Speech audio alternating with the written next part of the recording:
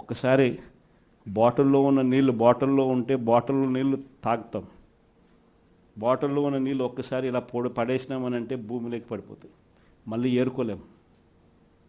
Character కూడా అలాంటిదే.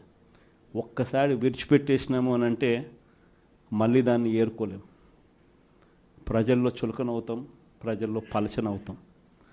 ఇది ప్రతి ఒక్కరూ కూడా గుర్తుపెట్టుకోండి. కష్టాలు అన్నటివి ఎల్లకాలం ఉండవు. ఎవరికి ఏ కష్టం వచ్చినా కూడా నా కథ గుర్తు తెచ్చుకోండి. 16 నెలలు నన్ను జైల్లో పెట్టినారు.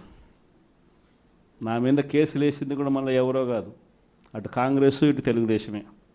నా పిటిషన్లో ఎవరు పిటిషనర్స్ అంటే అటు కాంగ్రెస్ ఎమ్మెల్యేలు, ఇటు తెలుగుదేశం పార్టీకి సంబంధించిన నాయకులు. కేవలం రాజకీయంగా ఎదుగుతున్నాను అని ఒకే ఒక కారణంతో దొంగ కేసులు బనాయించారు. 16 నెలలు జైల్లో పెట్టినారు. కానీ ఏమైంది? బయటికి రాలా? ముఖ్యమంత్రి కాలా?